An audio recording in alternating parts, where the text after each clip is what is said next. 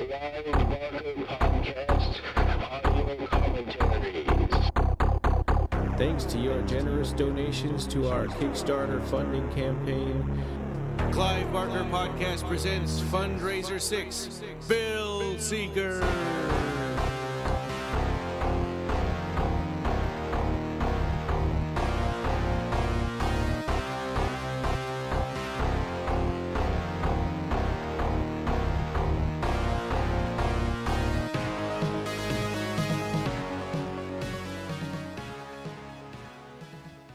Welcome. This is episode 226 of the Clive Barker Podcast. We're doing commentary on the Chilling Adventures of Sabrina, Chapter 7, Feasts of Feasts, and Chapter 8, The Burial. And so yeah, if we sound a little weird in the first part here, we did about 20 some minutes of this without recording. So we're backing up and starting it again.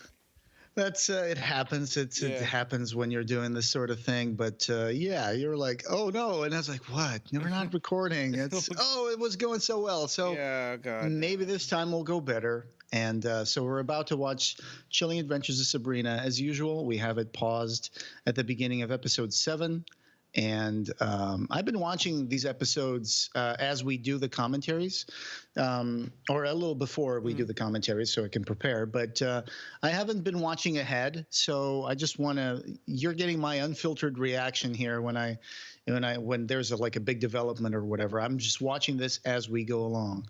But so Sabrina is a 16-year-old girl, and she's supposed to put her name in the Book of the Beast when she turns 16. She belongs to a dynasty of witches, and her dad was the high priest, and her mother was a lowly muggle with no powers. Yeah. And she lives with her two aunts, Hilda and Zelda. Zelda, thank you, and Ambrose, her cousin, in a gnarly house near the haunted woods, and their family business is also a mortuary. So, wow, trifecta. And she is initiated into the Church of Shadows, but it is decided that instead of having to give up her mortal life, she will actually continue to go to her normal high school and the witches' school, I guess that's what you call it. Which I'm a little confused as to. How does she have time to go to two different schools? I guess. I think she just goes to the academy on the weekends. Right. Okay. Probably that then. So that's. But which would be it would be hard to explain every single weekend to her boyfriend, but Also, not just that, but do the other kids also just go to school on the weekend? What do they do? Why aren't these kids learning the witches' school during the week, right? So, well, I think those other kids probably are. I think Sabrina is just missing out the rest of the week. Okay, well, I hope she graduates. Yeah. Well, I mean, she did have an argument that one time about, she was put in these basic classes and she wanted to be moved up to more advanced, and she had to solve the Acheron configuration, which he thought was just an impossible task. That released a demon, and that was the last episode. So this is a holiday episode, right? And there are a few holiday episodes in this season. There was what was the other one? It was an Easter episode? No. Yeah, and they had a Halloween party on party and a Thanksgiving party, and there's going to be a Christmas one, I think. Yeah. So it's just like an old time TV show where you also get that, sometimes you get like a Valentine's Day special or whatever, and people would watch that as the months go by. But here, of course, it's Netflix. You can binge this in a few days for all I care. And and speaking of Netflix, we've got it paused on the Netflix logo. I even got it paused before the color went into it, so I see Netflix all written in white on a white background. Okay. I don't know how I managed it, but it looks weird. Yeah. So we do the countdown, and Brian, will you do the honors? All right, here we go. 3, 2, 1, play. All right, awesome. So, and I just want to bring up that the reason we're doing this is, one, it was part of our Kickstarter, and two, there are about 150 Clive Barker paintings that made it into the Academy of Unseen Arts. Yeah, and they're pretty subtle. You don't always catch them, but we're gonna do our best. But a lot of times they're like over somebody's shoulder and out of focus, because the characters in the scene are what's in focus, and so you have to kind of really pay close attention. And the first time that I watched this whole season, I didn't notice them at all, and it's only on our rewatching for these commentaries that I'm seeing them now. Yep. Miranda Otto. So you said something about in the first episode you were saying that Miranda Otto, like Mrs. Wardwell, kind of reminds you of Ernest. Yeah. Well, she was making faces in a mirror and stuff, and she made her faces. She's got kind of the same facial structure as Ernest, and she was making faces. And Rob and I were both like, "Oh, she looks like Ernest." I see. That's funny. So at the time, the set designer, or should I say the production designer, Lisa Soper, revealed that she was trying to get Clive Barker to visit the set and possibly even have a cameo as a teacher at the Academy of Unseen Arts, and that would have been awesome. Yeah. Well, and we haven't seen season 2 yet, so we don't know all of the. But I suppose that probably somebody would have talked about it. Oh yeah, I'm sure by now. Yeah. So that's a cool house. I wonder if that's a real house or if it's like CGI. Yeah. Thanksgiving. So Macy's Thanksgiving Parade and football. But it means something different for witches, right? Yeah, the Feast of Feasts. So, and she and Harvey walk everywhere. So I guess neither one of them have a car. Yeah, and they have to go through that woods to get to her house. Yeah, kind of spooky. She's going to make him walk home in the dark in the woods by himself. At least it's realistic in the sense that if this is supposed to be Thanksgiving, then it does get dark pretty early when you come home from school. So it is pretty dark outside. Yeah. And there's always this mist in the background from the woods. And it's just, it feels a little cartoony. Like this show feels a little cartoony every once in a while. But I think that the production design for this is always so like moody. Yeah. Like look at the house. It's covered in vines and dead vines and dried, twigs and stuff. And it seems like the interior of the house changes. Yeah. Or it's just bigger on the inside like a TARDIS. It could be. For I like all we how know. they're all coming from different opposite corners of the house. And then Hilda walked out one door and went into another. I didn't notice that before. And then Ambrose just sat down in a chair and turned his face away. No, he went into that little door that leads into under the stairs. They go into the mortuary room downstairs. Oh yeah. The one with all the dirty tiles that looks like super creepy. Yeah. That is so weird. Their house is weird. It is. Okay, and okay, we have to say this because the first time we were talking about this, we were being more detailed, but now we kind of forgot about that. But the Feast of Feasts is meant to honor this witch called Freya. So when the Coven of Witches in Greendale was pushed into the woods, and they were like, we don't want you living here. And so they were about to starve to death until Freya, one of the witches, the youngest and strongest of the witches, decided to give herself as a sacrifice so they could eat her and live through the winter into the spring. Yeah. And it's kind of, I mean, how many people were there? And they say, oh, this was kind of like the Donner Party when they were crossing those mountains and trying to make it to California. But it's like not the same thing. And also the Donner Party didn't do very well. So one witch wouldn't be enough to keep the entire coven fed until spring. Yeah, unless she had magical witch meat. For a moment, I thought you said magical lunch meat. Oh, yeah, that too. So anyway, there's a big lottery, right? Yeah. And this is the part that I said in the previous episode that, hey, I'm starting to get more into the show and I'm understanding it a little better because it's more cartoony. But it's like these two episodes were the ones that kind of lost me again. I was like, oh no, because some of the writing here just kind of like threw me off.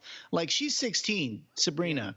And she's just now discovering that her family of witches honors this yearly tradition where there's a lottery drawn, and one of the witches has to sacrifice herself, become the queen of the feast at the Feast of Feasts, and they kill her and eat her. So what's the good side of being a witch? Because it seems like everything so far has been terrible. Like she gets the harrowing when she joins the school, which has killed like a lot of kids before her.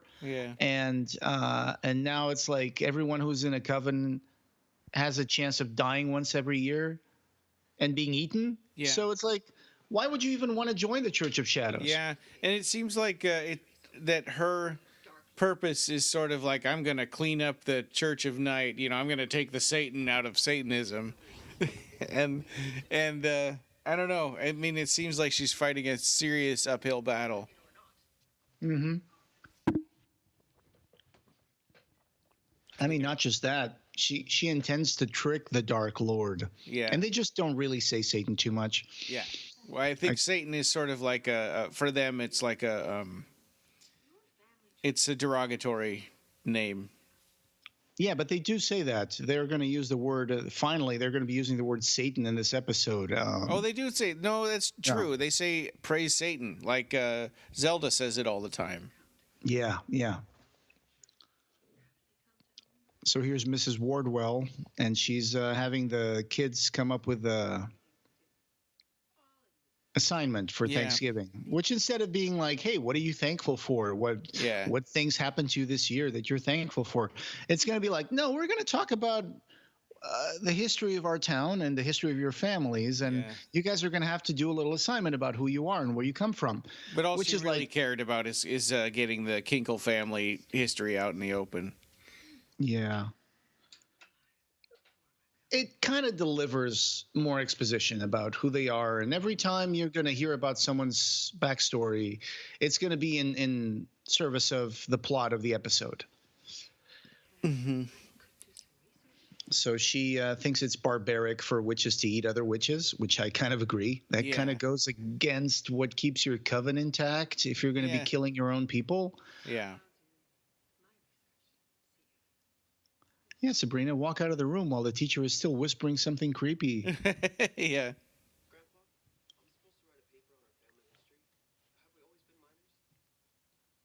Hey, here's Harvey's grandpa is the Exo from Battlestar Galactica. Yeah, right.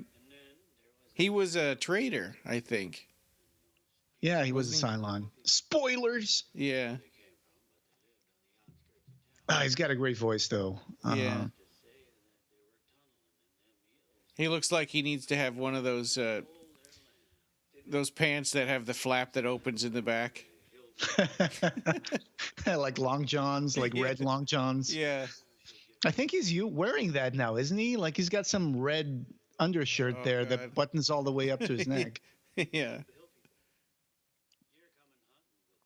Oh, and this part here. The way that the Kinkles would used to be called the Kunkles or whatever. The Von Kunkles, yeah. The Von Kunkles, and then to begin the Kinkles. Yeah. So they took the mine from the hill people and he never says the witches, so it's the hill people. It's like, how do we get that? It's like, well, we're going hunting, so you'll find out. It's like, damn, Grandpa. Yeah, I know. These guys shot them and took their land. Yeah. But it makes sense because the tunnels were supposed to go down to hell, right? So it makes sense that the tunnels were made by the witches originally, but yeah. There's a lot of dragging these characters into the sort of the supernatural witch world, in a really short amount of time, just by using this, learn your family history thing, assignment as a sort of a springboard. Right. So the witches have affected the life of everybody in Greendale. Yeah. Apparently. Even though they don't seem to notice, but like Nana's going to come up with like a pretty intrusive like story where the witches did curse her family. And so she is going Rosalind. She's the black girl here, and she's she's very socially active. She she's a feminist, and she wants to protect everybody who's vulnerable. And they even made that group school. What do you call it? Like a group, the Wicca group. Yeah.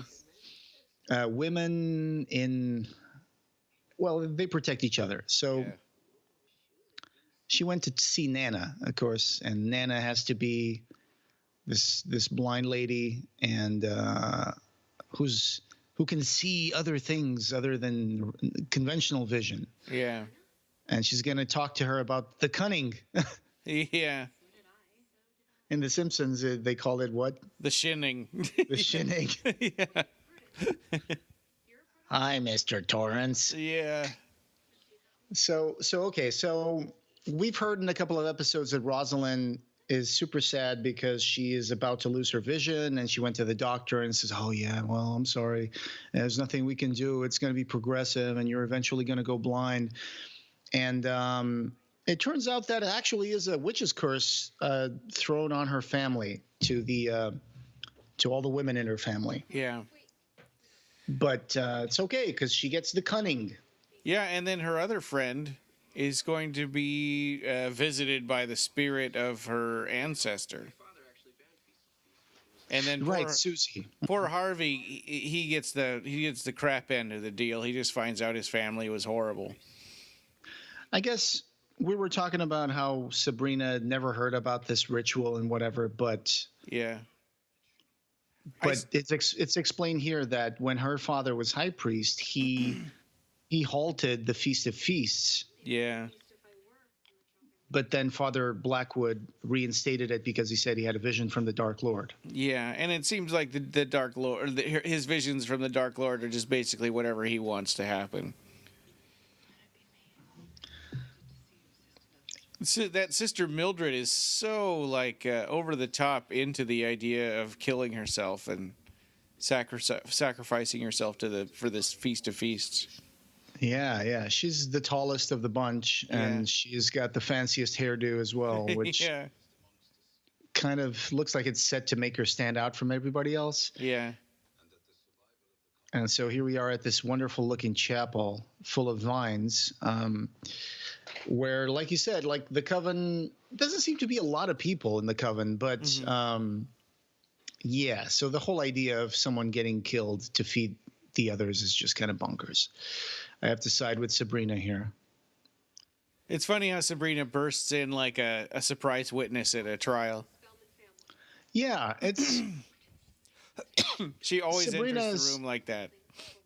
Yeah, I think people would get tired of Sabrina at this point. It's like, you're like, okay, you know what? You don't have to join the Church of Shadows. Just let us do our things in peace instead of being this, this wrench in the cog of everything that we do. Well, and they don't really want her there, but they know that the Dark Lord wants her, and so it's like, this again. Yeah. I mean, when you look at this scene when it starts, like everybody's there except for Sabrina. Nobody cares that she's not there. Like, isn't everybody supposed to be there? It's like their most sacred day of the year. And the one thing we know for sure about Aunt Zelda is that she hates to look like she's less pious than everybody else, or she wants to be the most pious, like, devil worshiper person, but her family always is kind of dragging her down. So the way the lottery is set up is that every family has to select a representative, and then that representative is put up on the altar, and they have to burn a piece of paper. And if it burns white, you don't become the Pope, you just become the feast. Yeah. And here it is. Sabrina's paper is burning red with red smoke, and Prudence, one of the mean girls who was, I guess, representing the clan of the three orphans, she ends up burning white. Yeah. So she's going to be the feast. That was a little bit of a trick there, because it made you think that Sabrina got chosen. Because you would expect that too. I mean, for the tension of this episode, you kind of expected Sabrina to be chosen. Right. Well, we do hear that lady say, "Let me burn white." So I guess they're trying to make us understand that. All hail the Queen of the Feast. Yeah. And she's excited about it. And everybody wants this to happen except for Sabrina is the only one that seems like thinks, wait, this is crazy. Why do you want to just die? Especially, I think this kind of goes against something that we talk about in Clive Barker stories, is that people who live for longer than a natural span get more and more afraid of dying the longer they live. Yeah, that would make sense. Or they get more and more enthralled with the idea of ending it because they're tired, like Mammalian. But they're also scared and they don't want to go. They're so terrified of dying that they don't want to go alone, like Mammalian or Nyx. Right, they got to drag somebody with them. And so this is kind of like they wrote this episode to seem like they're talking about like the Aztec human sacrifices, where they would select a kid to get sacrificed on top of the pyramid, and then that kid would be like the king for like a few days before the sacrifice, where they have to feed him all the best foods and dress him in the best clothing and treat him like a king. And they're going to do the same for Prudence. Yeah. And the reason why she got the red smoke, Sabrina, is because she's going to be the handmaiden to the queen of the feast. So she's going to have to humor every whim that Prudence has for the next 3 days. Yeah. But I can't imagine that the kids in the Aztec kids were like excited about that. It's like, oh, great. Yeah. I get to eat grapes or whatever. I'm going to die. Right. Yeah, well, that was their culture. That was their society. Yeah. So in a way, they were brainwashed into thinking that was going to be. Yeah. And here's the weirdest thing. It's like she's got a bath of buttermilk set for Prudence with rose petals. Yeah. But then she's using like a loofah that's dry. Did you notice that? Yeah.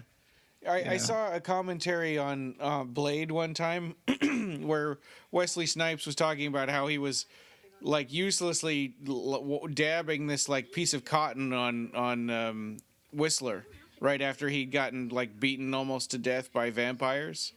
Yeah. And he's like, yeah, this is so dumb. I'm just sitting there dabbing this thing on his face in the same spot over and over again, but I didn't really know what to do. Yeah. So it seems like she's kind of doing like she's following a direction, that she's supposed to be giving her a bath, but they don't want to put buttermilk all over that loofah thing. Right. Yeah, that's true. That's probably why they did it. Yeah. But, okay, so this whole thing about transubstantiation that they're talking about here, that's I'm going to become part of every single witch, that's kind of a neat concept, but it's like then Sabrina's talking to her like she's an atheist or something. Yeah. And she's saying, do you believe there's going to be life after death? What if you're killed and it just ends? Yeah. I'm like, Sabrina, you saw the ghosts of children at the school. Yeah. You know that when you die, your spirit lives on. So why are you being like, saying like, what if it's all over when you die? And she's talked to the Dark Lord. And she's talked to the Dark Lord. Yeah. So, yeah, I mean, that there's an afterlife in this universe. Well, I think it's kind of interesting. It says that, yes, we know these things exist, but, we don't really know what actually happens to us when we die. I mean, those kids were stuck at the school. Okay, so that's a different question then. Yeah. Because when you die, it's not like it just ends in this universe that we're talking. You live on, but you just don't know where. I would imagine you either go to heaven or you go to hell.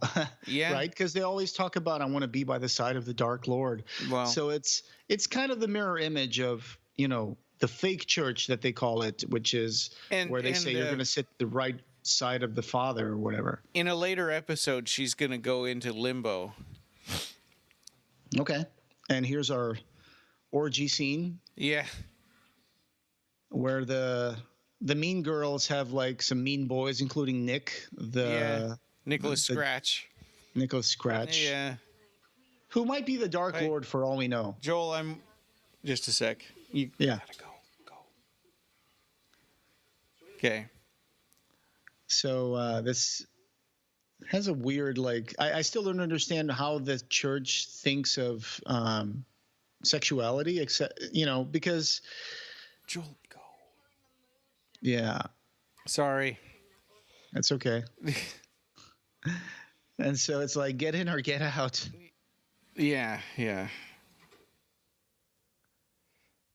Anyway, so Lady Blackwood keeps talking about the mean girls, and she keeps calling them sluts and this and that, and it's Yeah. like Hilda's a virgin. So and then there's Yeah. it's kind of a strange, like, what is the witch's coven stance on sexuality? It seems like it's pretty like do what thou wilt. Yeah, I guess so. Well, and they were supposed to save themselves for their black baptism or whatever. But then after that, I don't know. It maybe all bets are off. It's hard to say, and and that's also sort of a part of the theme of this show is that they're supposed to have free will, but then they're also supposed to serve the Dark Lord, and those things don't seem compatible. Yeah. So this is the part where she's talking to Prudence, and she's going to convince her to go to Baxter High with her. Yeah. Which she really convinces her really easily, and it seems like that would not have gone down that easy, because why would she want to go to a normal human high school? But she's like, well, you get to torment boys. And she's like, all right, you had me at tormenting boys. Well, she really did love doing that before. Yeah. Hey, it's Belky. Yeah. Principal Belky. Yeah. Is there any teacher he won't hit on? I mean, yeah, I know. He's like the essential, like, creepy principal. Yeah. Yeah. Yeah, and in Hilda's dream, he was on a date with her too. Which it's like I didn't know that we didn't know before that she'd even really thought about him. Yep. So here she is introducing her to her friends. It's not going to go well. Yeah. Just a sec, I gotta go. Joel came down here, and then he started watching right in the middle of that like orgy scene. Yeah. And then he brought the cat, and the cat followed him, and then he shut the door, so now the cat's stuck and trying to get out. So okay. I'll be right back. Okay.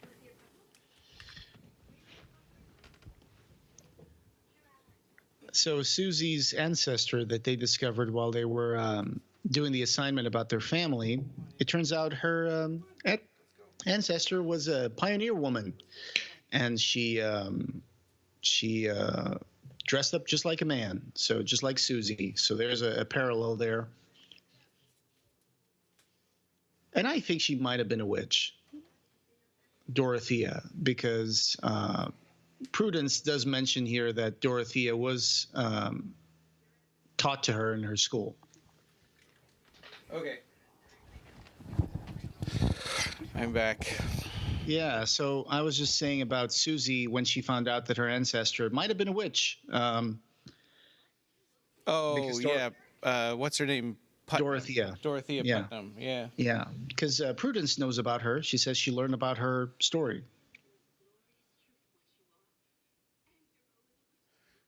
And her Kinkle boyfriend is actually part of a witch hunting clan.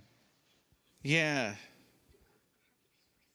And it does seem to set Prudence off a bit, yeah. Yeah, and her sisters. And this so here's Mrs. Wardwell sort of trying to put the two together, right? Because she knows the hunting is happening in the same woods where they're going to find Desmelda in Moon Valley. Oh my God, Desmelda's crazy. Holy crap. With like that makeup. That weird buggy eye. Yeah. She's straight out of a Disney movie. Yeah. Anyway, so in her attempt to convince Prudence that this Feast of Feasts might not be the best thing to happen to her, they are going to visit this witch that rejected the crown of queen for the Feast of Feasts. Yeah. Which is a witch. I don't know if we're ever going to see this lady again, but she's one of those characters that's just going to pop in for a scene and then disappear. And also, do you think that this idea, this transubstantiation of the witches after the Feast of Feasts, do you think that's just a scam? It kind of seems that way. It seems just like doctrine. It seems just like something they want to believe. Because there's a big discussion in this episode about what do you believe? What do you want to believe? And then what's actually the truth? Right. To the point where we're going to have a truth serum cake pop in at the end. But yeah. Yeah. And the difference between their faith in this show versus like in Catholicism or whatever is that they actually get to commune with the Dark Lord, and they get to see demons, and they've got these demonic unholy judges, and so they seem a lot closer to their religion than most people, but then at the same time they still seem as clueless as far as like I don't know if any of this is real or So here's Mrs. Kemper, and we're still dealing with that storyline about the guy who got murdered, like stabbed to death. Connor. And Ambrose thinks it might have been killed by a witch hunter. And now we're thinking that Kinkle's Harvey Kinkle is part of a family of witch hunters, and I think they're kind of trying to throw some of that on top of his family and make us think that maybe Harvey's dad is going to be the witch hunter or whatever. But I don't think so. I actually think that the witch hunter is the guy that Ambrose has been dating, who he met at Connor's funeral. But we know that guy is really close to Father Blackwell. Oh, he is? Yeah. He's the one that gets this thing set up a little later for Ambrose to get a stay of his house arrest. Oh, okay. All right. So I guess I'm wrong on that one. So they're going to visit Desmelda. Yeah. And so she's arranged this in a way that they're going to cross paths with the Kinkles, out hunting. Yep. And she may have even arranged it so that this familiar gets killed rather than just a regular deer, which is what they were trying to hunt. Oh, my God. She even has like a freaking magic staff. Yeah. That eye is freaking me out, dude. Yeah. Yes, it's an old witch with a dirty face full of moles, haggardy, like white gray hair. Yeah, I wonder how old she must be. Probably 1,000 years. Yeah. She said her high priest, so that would have predated her father. Young lady, I used to meet the Sleeping Beauty. Yeah. I gave her an apple once. Yeah. I really dig the outfit that Miss Wardwell has right now. That's really hot. Oh yeah, her leather jacket. Yeah, her leather jacket with that huge collar, overcoat. Yeah. That lady has a lot of hair. I wonder if that's a wig. Yeah. So basically, this scene sets up. I think that Sabrina is trying really hard to convince Prudence that allowing herself to be eaten by the rest of her coven is a barbaric thing. Yeah. Yeah, and this is shouldn't be that hard. It's right there. It's like you're letting them kill you and eat you. But it's interesting that they chose, it could have been her Aunt Zelda, which then she would have had a more personal stake in, right? Instead, it's this girl that tormented her. And she's still, she's still fighting for her anyway. Yeah, well, she's the good girl. Sabrina's the good girl. She likes everybody, even the people who try to kill her. Yeah. But anyway, here's the XO, and he's going to kill a deer in the Moon Valley. Yeah. Of course, has to be the place where the witches meet. It's the Moon Valley. Yeah. Because, the moon is connected to higher levels of consciousness. There's the witches worship, Yeah. the night and the moon and everything dark.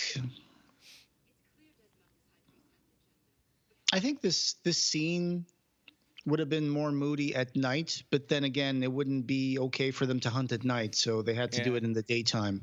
And it kind of kills the mood here when they're in the bright woods talking to like a Disney witch. Right.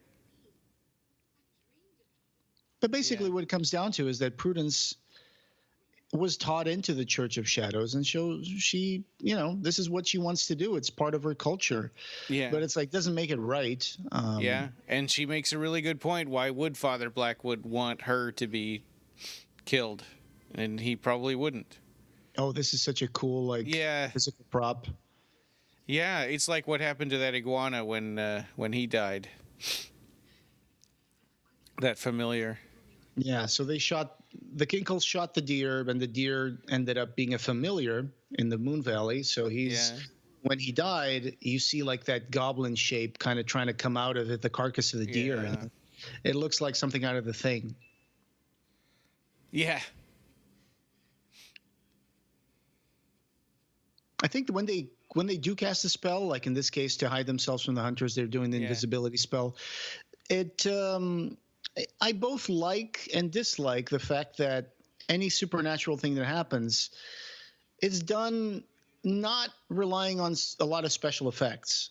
Like in here, it's just a bunch of women holding hands with a twine surrounding them. So that's their invisibility spell. Yeah. They could have made like some sort of, super special effect or whatever, like a dome or whatever. But no, it's just them holding a piece of string and it's really basic, but it's effective, I think. Probably saves them a lot of money in post-production too. Yeah.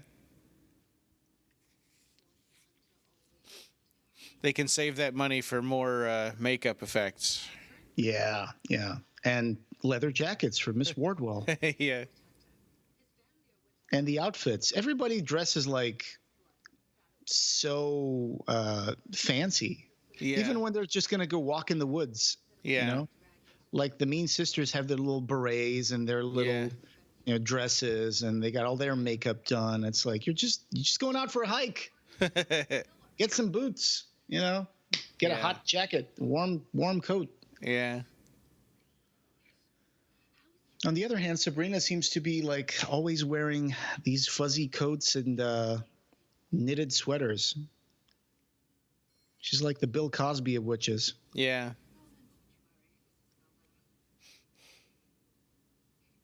Did you think it was weird when they were talking to Connor's mother, Mrs. Kemper, and they were like, okay, so do you know anything about what happened to your son? And she's like, no, but I discovered something under his bed, a box full of occult stuff. And, and then Ambrose kind of matter of fact, oh, okay, how about you bring that stuff here? Maybe I can help.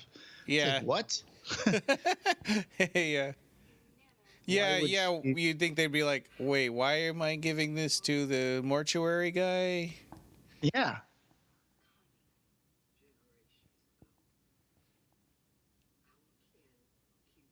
So basically, here's more exposition. Yeah. Rosalind's grandma explained to her how they got cursed. The Walker women were cursed with blindness. Yeah.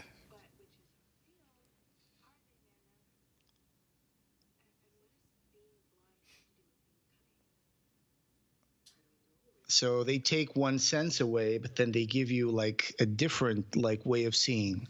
Yeah, but she's saying she doesn't know if it just brought out something that they already had or if it's part of the curse. Which, makes sense because like they keep saying that being a witch is being part of a different breed. So they keep calling Sabrina a half-breed. Mm-hmm. So there's some genetic thing to being a witch. Yeah. So maybe there was some genetic power that the Walker women had that was brought out by the curse. Like when a guy goes blind, then your other senses sometimes get a little sharper or you get more in tune with those senses because you don't have to rely so much on your vision. And, maybe that's what happened to the Walker women. I kind of wonder then what if a regular human decided they wanted to join the Church of Night? What would happen? Would they become immortal and they would, and then they would... I think they just wouldn't be allowed. Yeah, I mean, but what if they were allowed? Then they become a witch, then they're like the witches and not like the mortals. I mean, I don't know that it's necessarily genetic.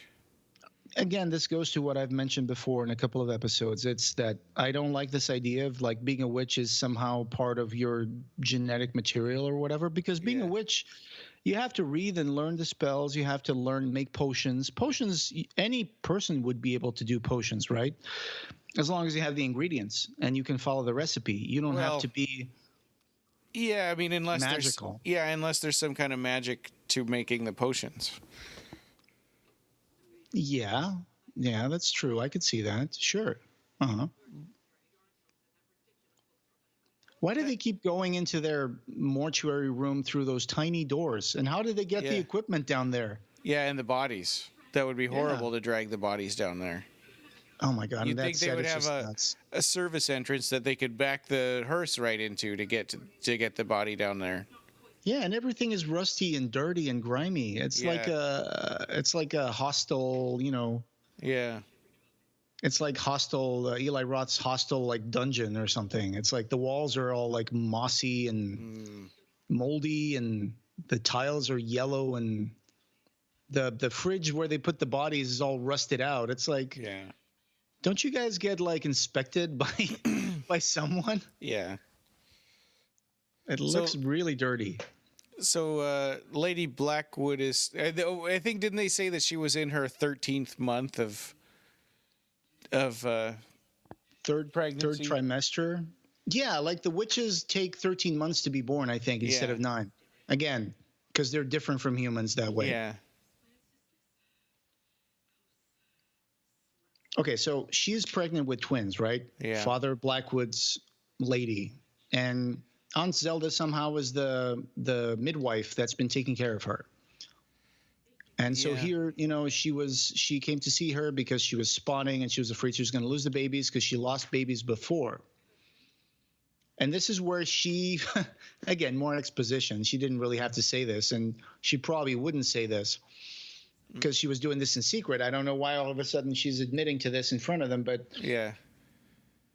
she doesn't like Prudence, and she made it so that Prudence would win the lottery by casting a spell on the ballot box. Yeah. Because she knows that Prudence is the daughter, the bastard child of Father Blackwood. Well, at that point, all she said was that she didn't like them and they were plotting against her. So now they're going to take this further, and they're going to have to come up with a way to make her tell the truth in front of Father Blackwood. Right. But it's like, but Lady Blackwood knows that Prudence is Father Blackwood's daughter. That's why she was arranging to have her killed. So she wouldn't have any claim to the throne of shadows or whatever it's called. Yeah, and she's trying to protect her legitimate children. Yeah.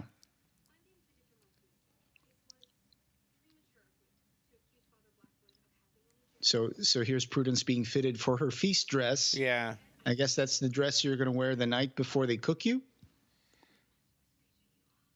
If they even cook you. Right. Yeah. They have to make a fancy dress so that they can just slash it up and get blood all over it. And again, this is a long, convoluted story just to convince Prudence that she shouldn't allow herself to be eaten. Yeah. When the very act of being eaten should be enough to like dissuade you. But no, they have to prove that, well, Father Blackwood is not a perfect guy, and it's not some kind of a divine fate, that she wasn't chosen by the Dark Lord. She was chosen by a spell by somebody who's plotting against her. So this is all a farce. So she's demolishing this belief as something that's just a contrived thing that I don't think serves anybody, really. I mean, in this case, picking Prudence would serve Lady Blackwood because she would get rid of Prudence. Yeah. But what does this ritual bring to their coven that's a positive thing? Nothing. It just makes them have to pick one person every year to get murdered, and then they have to eat them. Yeah. And somehow that serves the Dark Lord how? The transubstantiation line that Prudence said didn't seem like enough to say that there was a benefit to this whole thing. It just said, well, when the witches eat me, I become a part of every witch. Like, okay, so does that make all the witches more powerful then? Yeah. Does it make her more powerful? I like Prudence's hair. Yeah, it's cool. Yeah.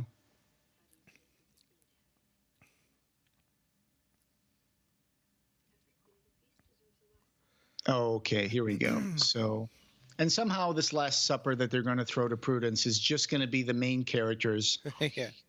And, Father Blackwood and his wife. I mean, whatever happened to the rest of the coven? Shouldn't this be like a feast that everybody should be a part of? I guess it's whoever Prudence invites. Yeah. And here's Susie. She's seeing Dorothea. Yeah. Seems like Sabrina's friends are also having certain powers of their own or visions. Yeah. And Harvey being in the family that he's in sort of makes them a star-crossed.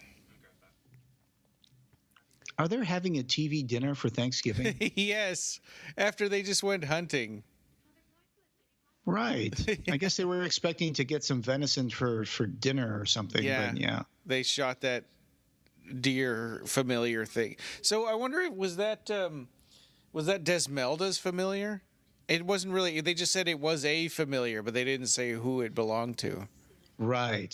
So remember when Sabrina picked her familiar, the black cat Salem, she went into the woods and she adopted one. So I guess there might be just familiars in the woods that don't have any witches. No, she didn't go into the woods to adopt Salem. It was in the first episode. She just put the word out that she wanted to have a familiar. Yeah, and then it just showed up, right? Yeah. Right.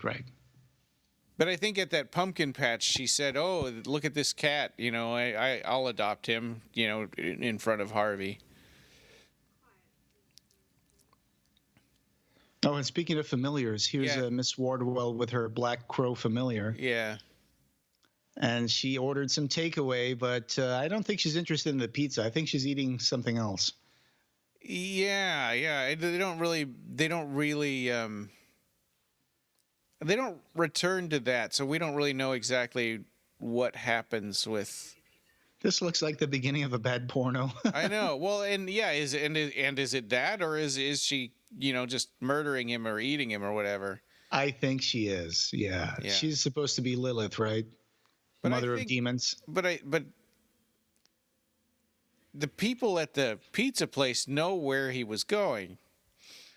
I mean, we can't overthink this. Yeah. I think the problem is when I overthink things, you start unraveling it, and it's like, you're just supposed to watch it and enjoy it. Isn't that truth cake like the weirdest prop? It looks like a pile of clothes or something, like folded laundry. It looks like a bunch of pancakes.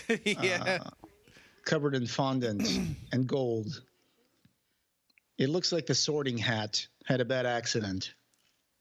Yeah, or it looks like the wizard's hat from Abarat with the pile of hats all pushed together.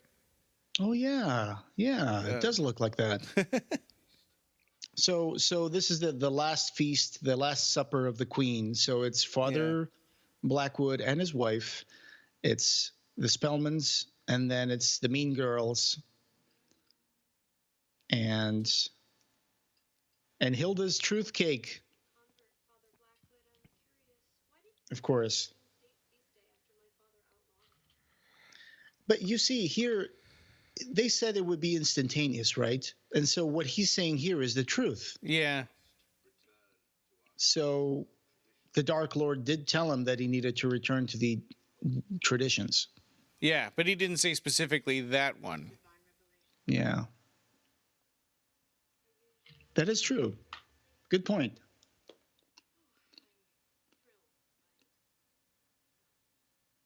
And this is where the truth's going to come out. Yeah.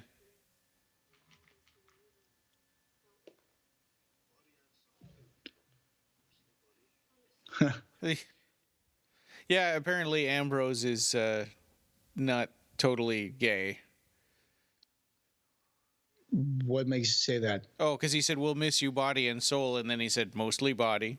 Well, yeah, because they're going to eat her. Oh, okay. Yeah. I thought it... Well, that's interesting because Ambrose has been marketed as being a pansexual wizard, but so far we haven't seen any of his pansexuality. We've only seen him. I thought being gay. he was there at the orgy with her. No. And I thought that's why he just said mostly body. No, I don't think he was at the orgy. It was Nick and a couple of other young kids from school. But weren't they? They were upstairs in Ambrose's room, I think. Was it Ambrose's room or was it Sabrina's room? Okay. Oh, here's the part where, of course, everything unravels with the truth serum, and you know, Lady Blackwood is admitting that this was all her ruse. Yeah. Which kind of takes the carpet from under Prudence's feet, and she's like, "Oh, okay, so I'm not picked by the Dark Lord, so I guess I'm not going to go through with it."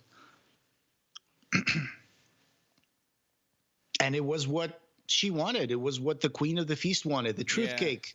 So nobody can say, "Oh, Sabrina, you've done it again." And anyway. Yeah. He just broke that glass with his bare hands. Yeah. Have you noticed his claws that he has? Like Father Blackwood has these white claws. Yeah. Oh my gosh. Yeah, he was fighting there to stop himself from saying he looks like he's fighting to stop himself from telling the truth, but he can't stop. It's just like Jim Carrey in Liar Liar. Yeah. The pen is blue. Yeah. Did you see that movie? I think maybe, I can't remember. Yeah, it looks like Jim Carrey is going to be in Sonic the Hedgehog now. He's going to play Dr. Robotnik. Right. Oh my God. And so, this part is funny, where he admits that Prudence is his daughter and her mother jumped into a river because he wouldn't marry her. And then, the other ones say, "Are we your daughters too?" He's like, no, you're just orphans. Yeah. What a throwaway line right there. They're like, oh, okay. Yeah.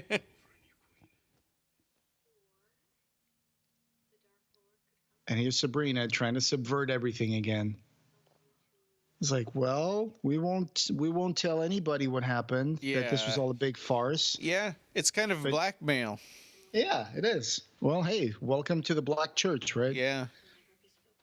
So she's like, you could tell everybody you had a new revelation, and you could outlaw the feast. Yeah. And like, why would I do that? And that's not going to happen. Mm-hmm. Of course, I'm hoping that people who are listening to this already saw the episode without our commentary. But spoilers. I don't think that's happening. So season 2 might be a little awkward if they have a Thanksgiving episode. Yeah. I was thinking about that too. You know, he does come out here and say in a minute that the Dark Lord told him that they're not going to do the Feast of Feasts anymore. But then, oh man, look at that set! Isn't that amazing? Yeah, and the blue moonlight shining on that throne of skulls. That is so cool. Yeah. So Prudence is sitting on the throne of skulls. Oh, here's that chick who's like super excited about this. I've been fasting for days. Yeah. I can't wait to eat me some witch. I know.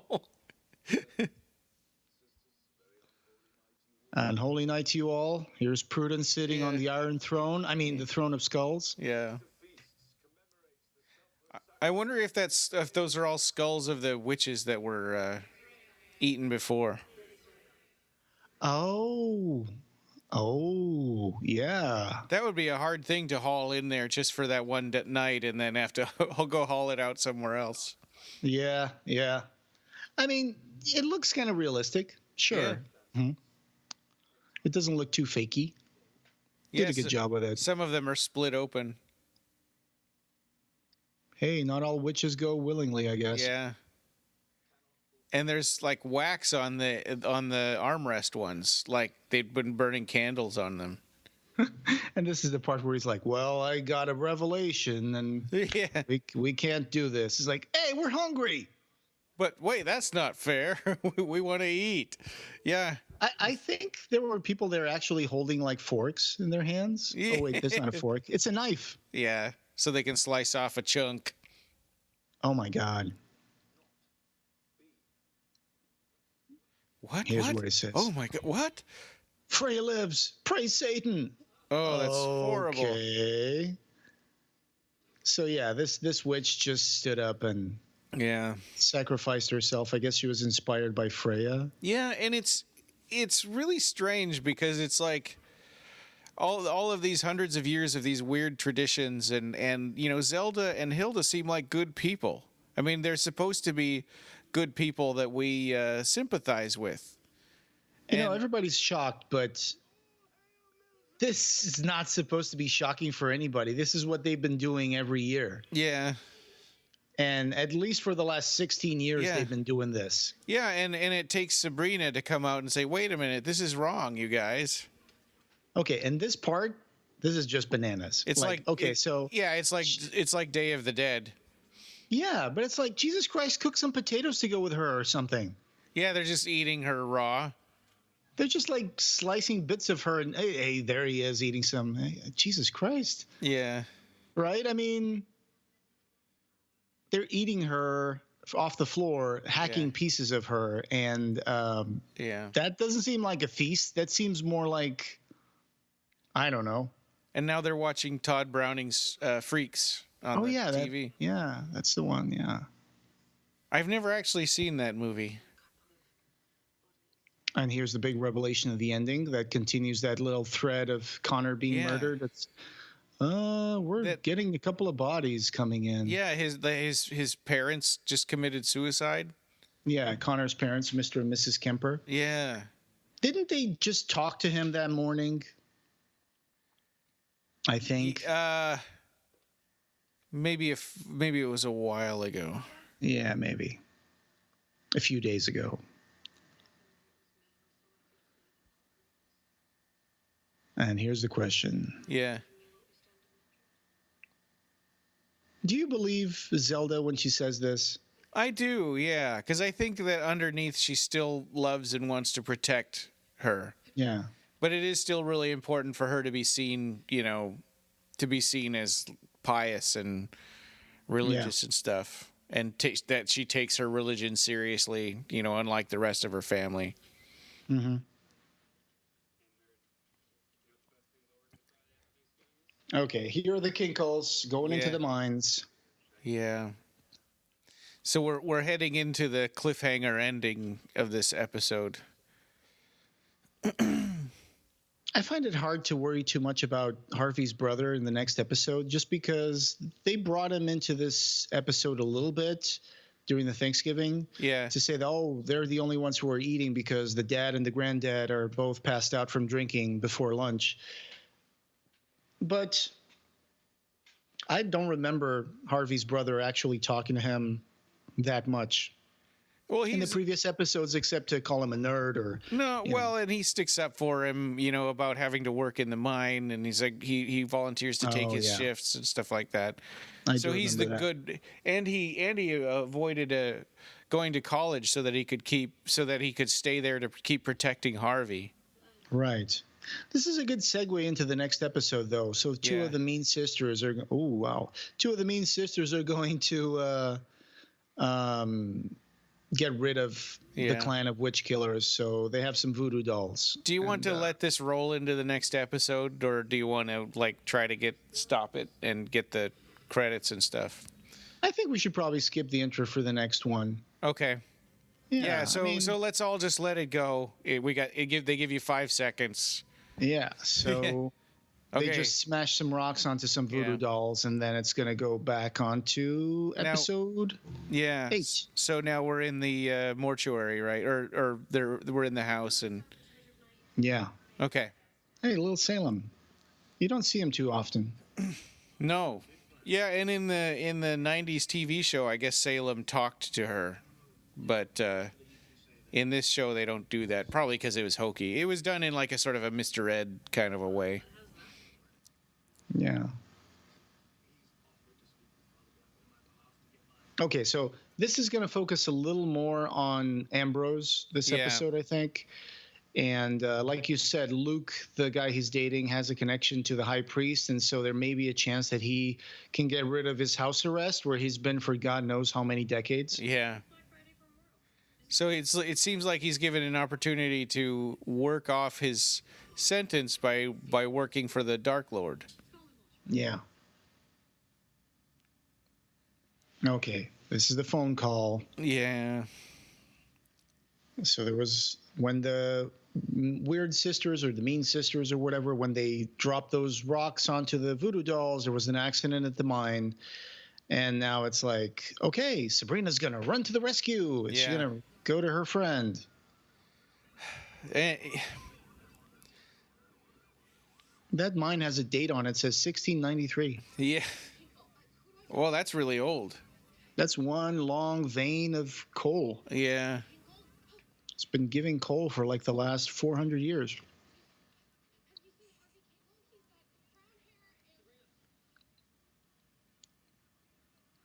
Everything is so old-fashioned-y. Like even the nurse looks like she's out of like a movie from the 50s. Yeah.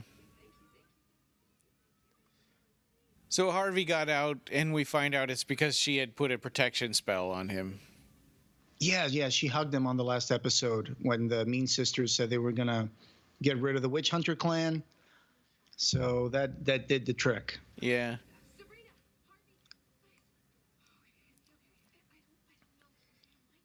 Of course, everybody's here. Yeah.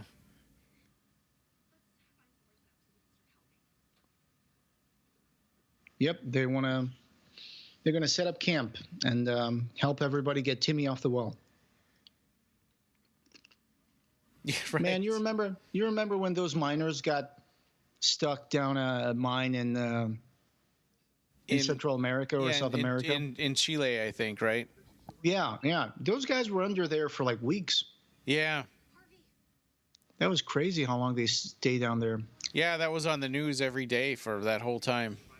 Yeah, and I know people who just took the day off sick when they were like pulling them out of the mine one by one. Wow. It took like 45 minutes for them to get up, and then they would have to lower the cabin and bring another person out, and I was like, damn. Yeah.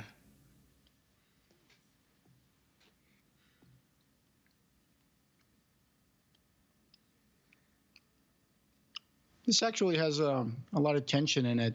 Yeah. At least at the beginning.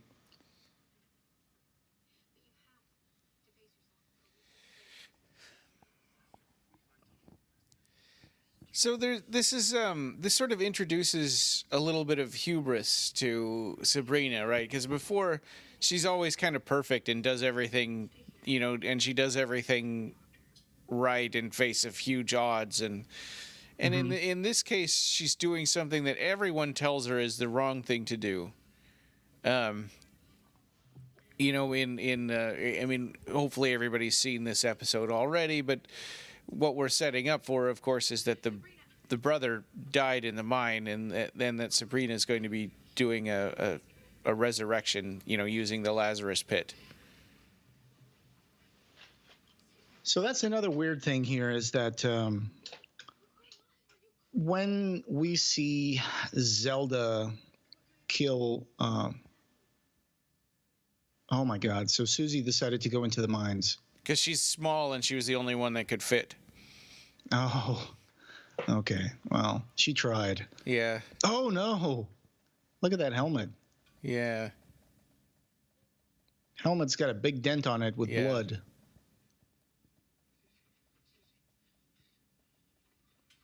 Oh, no.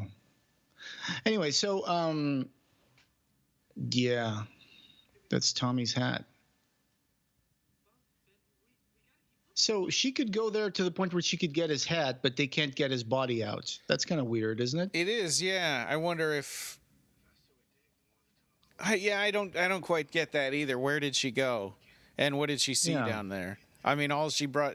She just kind of pushed a hat at Harvey, but she didn't say anything. And this whole thing about the dad saying, okay, well, we're going to stop everything. We're going to start over tomorrow. That's not how a mind slide works. Yeah. That's really, really weird. But, again, this is very cartoony. Are we setting up for Harvey's father to be just completely evil? Because there's a scene later on where he's meeting with like an insurance adjuster, and he's like, well, we have to have the funeral right away or they won't give us the money. Yeah, the dad is like... He's got no redeeming qualities, it seems like, other than he kind of looks a little bit sad right now, but that's about it. Yeah, he's like total stereotypical bad dad. Like, Yeah. Doesn't want his son to have any individuality, thinks that he's the master of the family and everything he says goes, and nobody can question his authority. Yeah, I mean, all it needs now is for him to tell Harvey it should have been you. Which he is going to say. Yeah. At the funeral. Oh, that's right. He does say that. Yeah. It should have been you. It shouldn't have been him. It's like, oh my God, are you kidding me? Like, this is like, yeah, that's the only thing you needed to say. Stereotypical. Oh, the roar. Yeah, so like you said, she put that protection spell on him, and they kind of helped him get out of there. Yeah, and they're even flashing back to it. Yep, this happened last episode, guys. You don't have to do it. We figured it out. I didn't translate that Latin spell, by the way, but I'm guessing it's something like, protect him, keep him safe, bring him to me, or something like that. Yep. It's funny because when you think about the other episode, there was something I forgot to mention, is that cannibalism and witches actually is not a big stretch. I mean, they used to say in medieval times, right? I mean, that was one of the things that witches were known for. They would eat babies. Yeah, right, like Hansel and Gretel.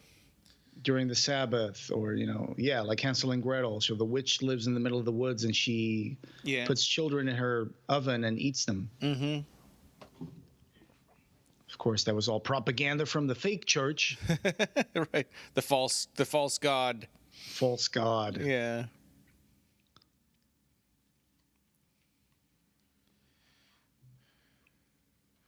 Yeah, I don't think people would stop working. And there's people over there in front of the mine. I don't know what they're doing. Right, he told everyone to go home. Yeah, he said, except if you're here to help with the rescue, but, go home. We'll start again tomorrow.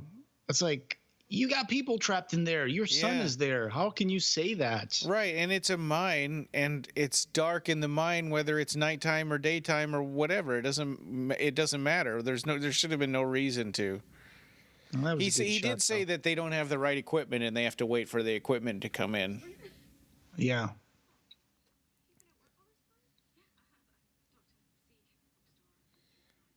Aunt Hilda is the only one who actually has a life. Yeah.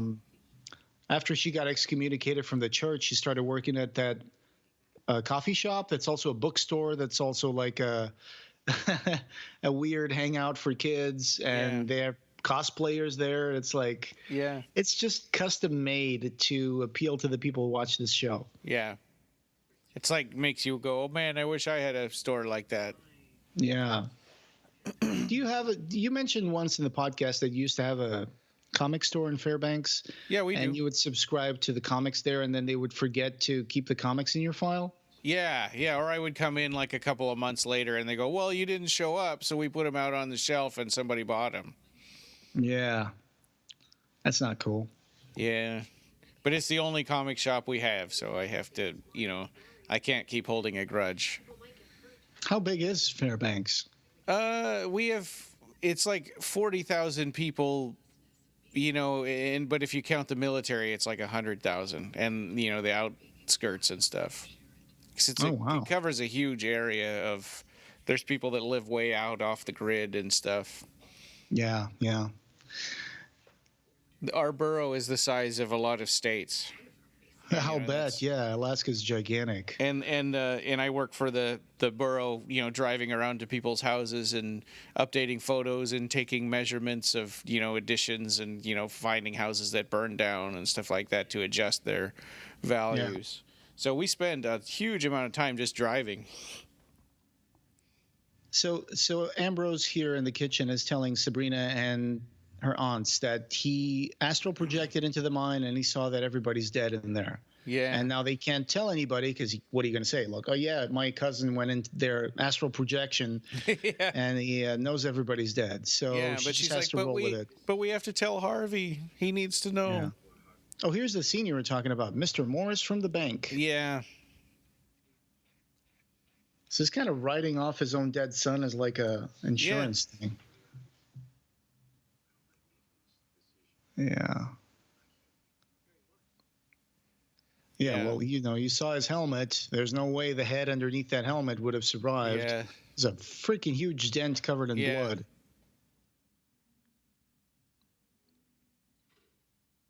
So when he says, I have the safety of the other men to consider here, what is he trying to say? That they're going to stop going to the mine? But it's like they have to open up the tunnel, right? I mean, yeah. That is nuts. Yeah, he's a bad father. So in Fairbanks, are you guys done with snow there now? Yeah, it was like 70 degrees a couple of days ago, so it's... I mean, it's mostly gone. There are some places up in the hills where, under the shade where there's still little patches of snow. Yeah. We just had a super bloom in Arizona where it's like there's a few rains and the weather gets really hot and all of a sudden the desert comes like covered in flowers and like purple flowers, yellow flowers, all that stuff. Cool. Lots of short bush.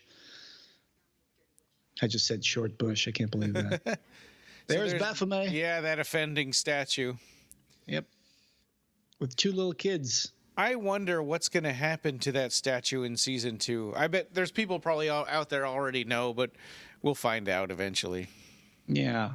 So the Mean Girls have been like pretty united throughout the entirety of the show so far, but all of a sudden, because of Prudence's role in episode 7, now it seems like 2 of them are just acting on their own and they're not walking together anymore and talking at the same time as they used to. Yeah. Yeah, because they say Prudence has gone soft. She didn't go through with the transubstantiation, and were they even they were invited to that Last Supper? Yeah, so they were there. They should know. They should know all the facts of it. It's really strange.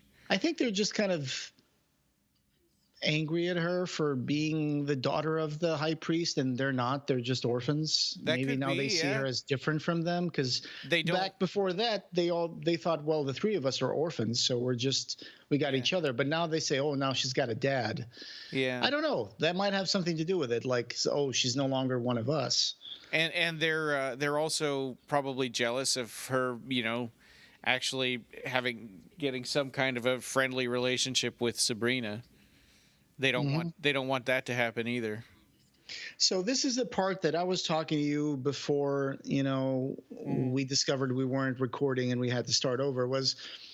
I had this idea that Hilda, every time Zelda kills her, right? Yeah. And I compared it to those DC characters from House of Mysteries, Cain and Abel, the 2 brothers. One of them keeps killing the other, and then he comes back all the time.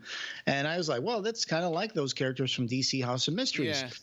And then I remember Zelda telling Hilda one time, the first time she killed her in the show, and she comes down from the earth and she's covered in blood and dirt. It's like, Hilda, you're taking longer and longer to come back every time I do this. And it's like, one day you're not going to come back at all. You're getting weak. Yeah. And it's like, now they're saying, well, the reason why she keeps coming back is because there's a plot in our cemetery. It's a sacred plot. It's what you call the Lazarus pit or whatever. Yeah, what's weird is that now that I think about that, did I get that from somewhere? Calling it the Lazarus pit, or was it Batman, always maybe? Is that where that came from? Is that not the Lazarus pit? Is that not where Ra's al Ghul comes back from every time he dies in the Batman comics? I'm not sure. I've never read a Batman comic. Or maybe you're thinking about the New Testament Lazarus. I don't know. Well, yeah. So I thought that the origin of that pit had something to do with Lazarus, but now it's Cain and Abel. Yeah, it was a plot of land dug up from the Garden of Cain, and it's supposed to have been dirt that was soaked with the blood of Abel when he was killed. Yeah. And so that's why if you're buried in that plot, you can come back to life. But it works only with witches, but it's kind of like Pet Sematary. So now we know, okay, so Harvey's brother's dead. And when I was watching this, I'm like, oh my God, don't tell me this is going to turn into Pet Sematary. Yeah.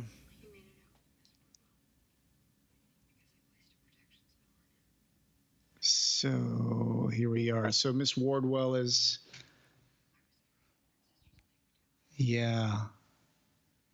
So this is where she explains that, yeah, so he got out of the pit because he had a protection spell. So she's kind of wondering if the Mean Sisters have anything to do with this. Yeah.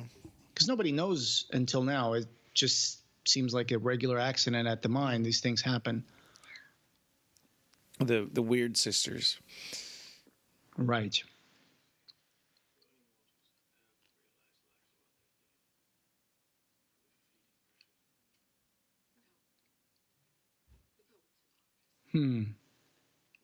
Oh, they used a picture of him with the football jersey on. Yeah. He did say that, well, we're going to find out after the funeral service that Harvey's brother had actually won a scholarship to go into Notre Dame, and he would have joined the football team and got a free ride. Yeah.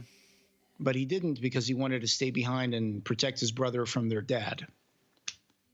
So for some reason, Harvey thinks that, oh, that means I killed my brother. It's like, no, doesn't mean that at all. Yeah.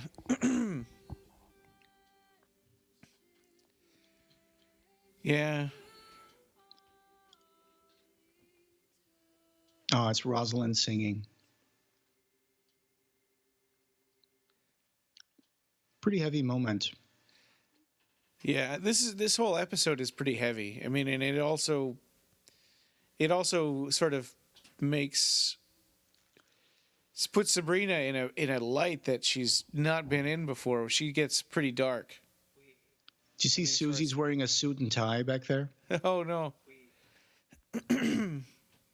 I mean, it seems like she's just bullied because of that in school, but it seems like her dad actually doesn't really. It's not too concerned about that, even though sometimes you hear him say something about, like in episode 5 or 6, he said something about his brother, like being gay, might have brought that on him. The demon that possesses Uncle Jesse called him a sodomite, and yeah. But here she is dressed in a suit. I mean, her dad had to buy her that suit and tie. Yeah. Yeah, so I mean, maybe she's given up on that idea of having to wear dresses all the time. Oh yeah, as soon as she found out about Dorothea Putnam. Yeah, right. Frontier lady who used to dress in pants and leather and live by herself and was probably a witch. I wonder if Rosalind and Susie are going to join the Church of Shadows school, the Academy of Unseen Arts in season 2. Yeah, I wonder too. Because they're setting them up to have some sort of like visions or powers or something. And it seems like Sabrina can't really help them until she kind of comes out as a witch. She can't truly become a part of their issues and stuff. All she's going to do is just keep on denying, oh, that didn't happen. Yeah. You didn't really. Maybe you were just dreaming. Yeah. She tried that with Harvey. Mm-hmm. Didn't go well. So am I crazy or having like a Catholic funeral or a Protestant funeral in the Spellman mortuary, like completely against what the Coven of Witches is about? Yeah, it's interesting. I wonder if they'll explain that at some point, why this is okay. And where do all the rest of the witches live their lives, and what do they do? I mean, they can't all just live in the woods. Right. Yeah. Where do all those people that showed up in the chapel live? Yeah. Greendale doesn't seem to be that big. It seems like kind of a one-horse town. Yeah. Yeah. So I mean, all the other witches in the academy, they must have another life outside of the academy. Yeah. But I think we're just overanalyzing it again. None of the people know Greendale or the school. That's like Prudence had gone there for the first time with Sabrina. And why do they stay there? That's my question. I mean, is it because it's a sacred wood or something? Yeah. It is a sacred wood, right? Yeah. Oh, here's the father and son fight, and there goes the casket. Boom. Well, it's empty. Yeah. But it's more the thing. Netflix has a thing about knocking over caskets. They did the same with The Haunting of Hill House. Oh, yeah. Did you see that show? That was awesome. Yeah, I liked it. Yeah, bent neck lady. Yeah. it.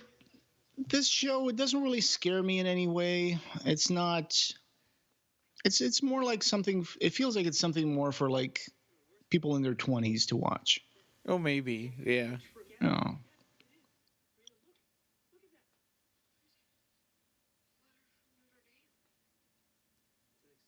Yep, here's the letter from Notre Dame. Yeah. For Tommy. Full scholarship.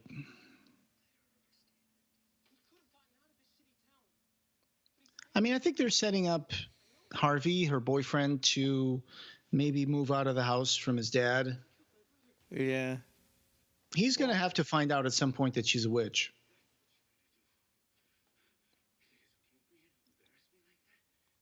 Oh, boy. He's worried about being embarrassed at his son's funeral. That seems like your priorities aren't straight. This is interesting. Mm-hmm. Zelda's clearly like putting a spell on him and holding his hand back. Yep. And then she opens her hand and like, Yeah. and then his limb is like unfrozen. Yeah. And nobody bats an eyelash. Yeah. They've got a lot of other stuff going on in their minds, I guess. Yeah, people do second guess themselves. You wouldn't think like if you can't hit someone, you probably think, oh, my body froze. Yeah. You wouldn't think that, oh, she cast a spell on me. Yeah, it wouldn't be your first go to. Yeah, and here's that bookstore. It's called Cerberus Books, Cerebus Books. So it's that three-headed dog from hell in Dante's Inferno. Yeah, Cerberus. And he guarded Hades in Greek mythology. Right. Is that a weird monkey suit behind her over her shoulder? Yeah, it's not a person in it though, right? It's just sitting there. Oh, maybe it's someone's back of someone's head. Never mind. Oh, is it? I'm wondering. It's not moving. Seems like a woman's ponytail or something. I thought it was a mask. Newman the Great. I like that they have all these like signs of magicians on the walls, and I think she's got a barometer next to her. Harvey's room also had some posters for magicians, just like the ones that appear in Swan's house in Lord of Illusions. This year it is From Beyond the Grave. Yeah. There's a Houdini poster behind Sabrina. Did you just get like Alexa? Siri just went off for something. I don't know what I said. Isn't it weird that now we have AIs in our house that we can talk to, just like in science fiction? Yeah. I never do it though. I never use Siri for anything. I like talking to my computer. Yeah. I have Alexa on Fire Stick and I have Alexa on a smart speaker. Oh, yeah. It's weird, though, that sometimes when I talk to Alexa on the Fire Stick, the Alexa from the smart speaker doesn't seem to activate. I don't know if that has anything to do with them detecting that there's a Fire Stick in the room. Oh. Anyway, that doesn't have anything to do with our commentary track. No, those ice cream cone things are weird. I didn't notice that before. They're made out of paper, right? They're the fold-out things. Yeah. They just don't go with the rest of the decor. Oh, so she's talking with Mrs. Wardwell here at the coffee house, and they're talking about resurrection. Yeah. And she's like, well, there is one, but it's very dangerous. You can't do it. Yeah. Which, of course, that means she's going to do it. Yeah. Oh, and where is the spell? Oh, it's somewhere in the shelves in my office in Baxter High. Yeah. I hope nobody goes there and gets it. Yeah. You better not go there because I leave the door unlocked, and I would be very disappointed, and it's not safe for you to do that spell. Well, it seems pretty clear here that this is another one of the things that the Dark Lord wants her to do. He wanted her to do an exorcism, and now he wants her to bring someone back from the dead. Yeah. Oh, someone has to die so Tommy can live again? Yeah. Of course. Yeah, it's like when Nick says that so I brought you, right? The wisdom of the grave. Yeah. He has to give something back. The grave needs someone in return. So I gave you. So it's kind of a useless spell, because if you want to bring someone back, you have to kill someone. Yeah.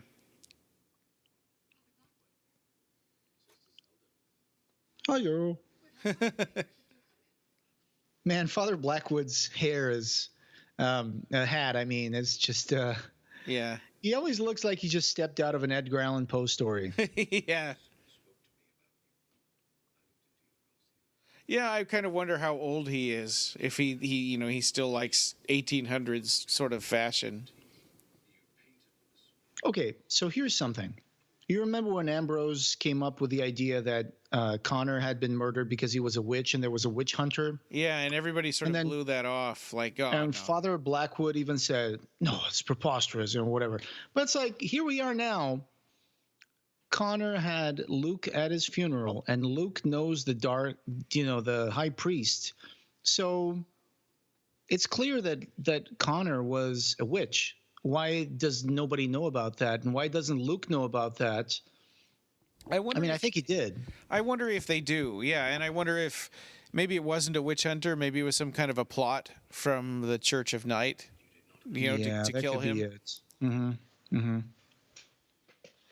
So here's them discussing the plot that Brother Ambrose wanted to blow up the Vatican. Yeah. And I just don't understand why that's a crime. That's a crime for right? Let's see I don't know either. That. Maybe because it exposes it's in danger of exposing the witches. And why does he want the names of the other people who plotted with him? They were conspiring to overthrow the Vatican and blow it up. Yeah. That doesn't seem like something the Dark Lord would be angry with. Yeah, but maybe it exposes the witches and their plots. Maybe it's, they're supposed to be in hiding and not messing with mortal affairs. I guess that's why they got Sabrina going both to school and to their Academy of Unseen Arts. Yeah. But, they interact with the human world all the time. Yeah. Even the Spellmans have a mortuary, for God's sake. That's something I keep bringing up. It's like, oh, you have to leave your human life behind. You're a pillar of the community. You're probably in the Chamber of Commerce. Yeah. You're the city's only mortuary. Yeah. I guess that's how they get their ingredients for their spells. Yeah. For the longest time in Victorian England, there were some remedies that were actually made out of human flesh. Oh, wow. That people thought would heal you. Things that they'd have to cut off of dead people? Yeah. Oh, here's Zelda. Zelda thinks she's failing the Church of Night. And she kind of has a crush on him. Yeah. And he takes advantage of it. Yeah, because that's what he is. We just saw in the last episode that Father Blackwood is a jerk. Yeah. He has lots of bastard children here and there. He has affairs. He's got a wife pregnant with twins, and he's going to kiss Zelda right now. Yeah. Shouldn't that show you that your church is corrupt? Yeah. Why is Zelda so enthralled by being close to Blackwood? It seems like she doesn't necessarily love him. She loves being close to the headmaster of the church. Yeah. To her, it's like it makes her more. To her, it's like bringing her closer to the Dark Lord. Yeah, she loves the institution. She's a very institutional person. She wants to get prestige by being in the high spheres of the church. Yeah. And she's got and the rest of her family, one of them's excommunicated, one's a half-breed that, messes with everything they do, and one is a criminal that's on house arrest. So she's the only one out of all of them that, to her seems like cares about the Church of Night. I like that shot when they were kissing. They put the camera behind the flames inside the instead the fireplace. Instead of just panning to the fireplace that most things do. And then my subtitle read Zelda Pants. Yeah. Oh, here's Susie. Susie talking to her ancestor in her dreams. And Dorothea called her a very brave boy. And she didn't flinch or bat an eye. She's like, right. Well, so did Rosalind's grandma. Oh yeah, that's right. Because she has the cunning, so she can see beyond the exterior. So there's a close up on, I guess, an iPhone or whatever it is, or some kind of a smartphone. It's like, compared to everything else, look at even those bicycles. Look at how old timey those bicycles are. It's like everything they have seems like it's from the 60s. Yeah, it's very cartoony. Yeah. It's just, it has its own aesthetic. Yeah. Yeah, they try really hard to make it timeless, but every once in a while you see some little thing that... And Sabrina dresses like she's a 50-year-old. Yeah. Sometimes. Like right now. She always wears these like sweaters. Yeah. Well, and Rosalind is like a 70s character. Right. And you notice Harvey always wears those denim jackets with the fuzzy collars. Uh-huh. Right. Like he's from the 80s. Right. Yeah. There's this weird sort of like they're stuck in this dream of a world that's sort of without time. Oh, wait a minute. Here's Rosalind's experiencing of the cunning. Yeah. She touched the helmet at the funeral from Tommy. Yeah. And then she saw the mean girls smack the rocks onto the voodoo dolls. And it also looked like they saw her. Dang. Really going at it. Yeah. So is Sabrina going to gaslight her right now? Yeah. And say, oh, it was just a dream.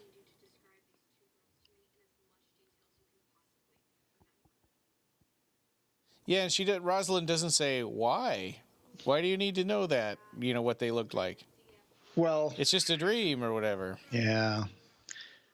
I guess this is going to be the gateway to Sabrina opening herself to her friends, letting them know that she's a witch, because her friends are going to develop powers of their own. Yeah. Rosalind's going to have the cunning, and Susie's going to be talking to her dead ancestor who was a witch. So now she's awakened like the blood memory or whatever, and the ancestral memory. So now she's probably going to be talking to her ancestors. It's hard to get past that one of those sisters' names is Dorcas. Dorcas. That might be an old like demonic name or something. It could be. Yeah, I'm sure there's a reason for it. It's just funny. Agatha and Dorcas. Were they playing patty cake? I don't know. Did you cause the mind? So yeah, now they're confronting the other two mean girls. The blood atonement to the witch hunters. Which actually, Harvey didn't shoot the deer. It was actually like his granddad. And I think that Prudence is more angry at them just because they were lying to her. Yeah. But it's enough.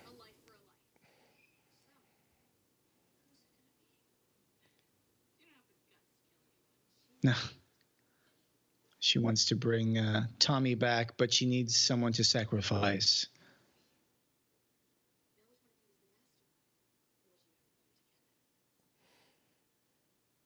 And of course, for some reason, Prudence now is on the side of Sabrina. I just don't understand why, but yeah.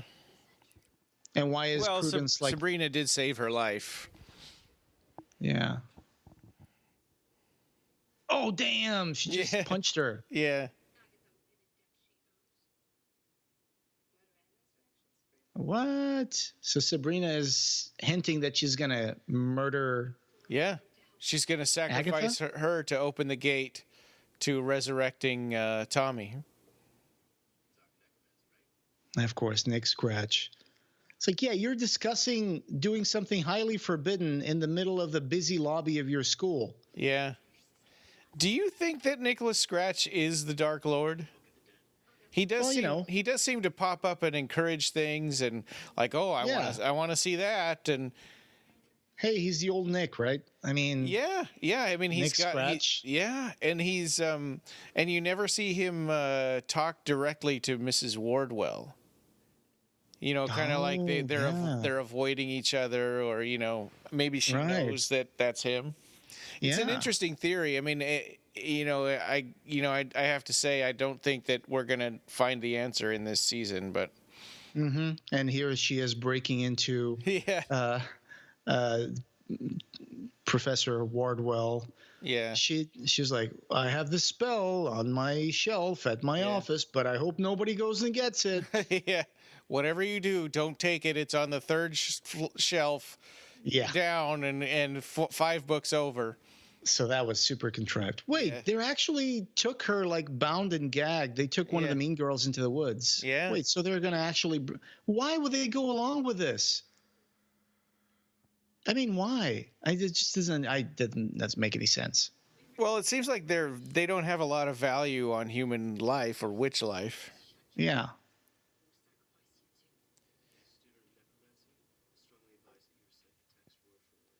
Necromancy. When you play a computer game that is fantasy related and you have to fight necromancers, they're usually some of the hardest enemies you have to beat. They keep throwing skeletons at you over and over again.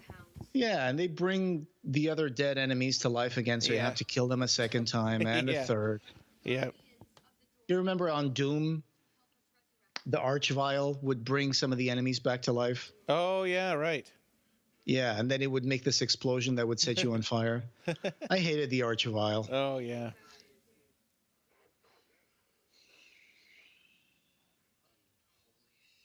So they didn't really get Tommy's body, right? So they just put like his overalls on the floor. Yeah.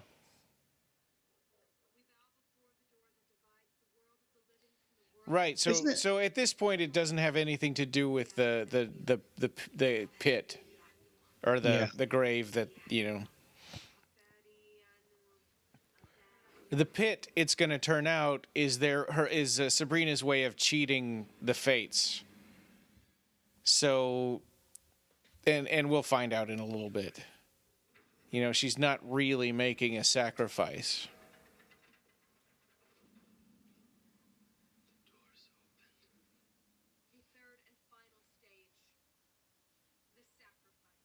I mean, there's no way that Prudence and Agatha would go along with this, but I don't know. I just don't see this as... And Sabrina's actually going to slit her throat? Well, Agatha's just glad that it's not her. And Prudence, it's either because Sabrina saved her life or because the sisters were plotting behind her back, or maybe both. This completely negates all of the things that Sabrina's done so far and her good nature. It does, but you'll find out later that it's a cheat. Yeah, I mean, this is really surprising to watch. Yeah. I would call it almost senseless in regards of what we've seen about... Yeah. I guess you got really mad. Ooh.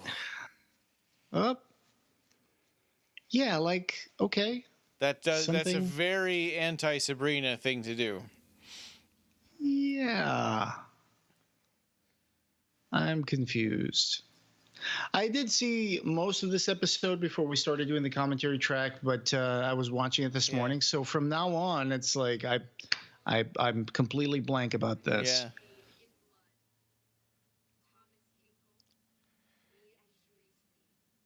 And so he should rise from the mine, right? That's where he still is. Yeah. And they got the power of Lilith, mother of demons. She's also there. Yeah. 13 minutes. Huh.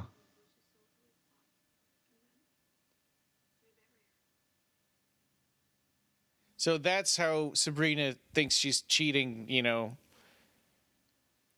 because look where they're burying her. Oh, I see. Yeah. Okay, so they're gonna bury the witch in the plot of land to bring her back. So not only are they cheating death, right, by doing this spell, but they're also cheating like the fates of life and death and stuff. And okay, she's not even really keeping the balance because she's doing this thing. It's like, I can have it all. It's like putting a coin tied to like a string into the machine and then pulling it out again. Yeah. Right? Yes. Yep. The monkey's paw. Mm-hmm.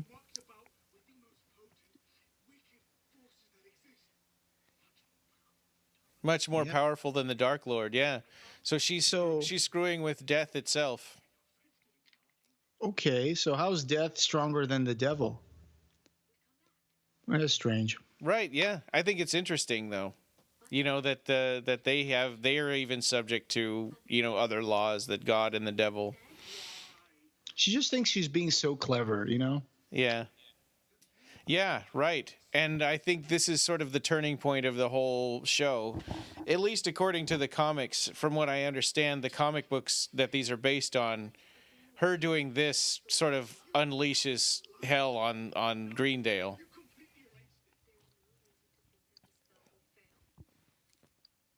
That the dead come back from the grave and... Here she comes back. That was fast. Wait a minute. Yeah, that's Agatha.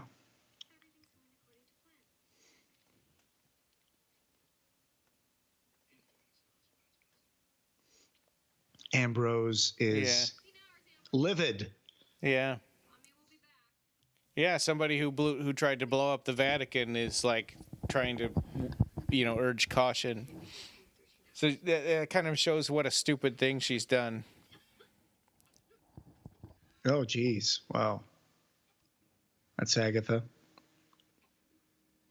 So this also goes to explain why Prudence would go along with it, right? Because she wasn't... Yeah, okay. Yeah.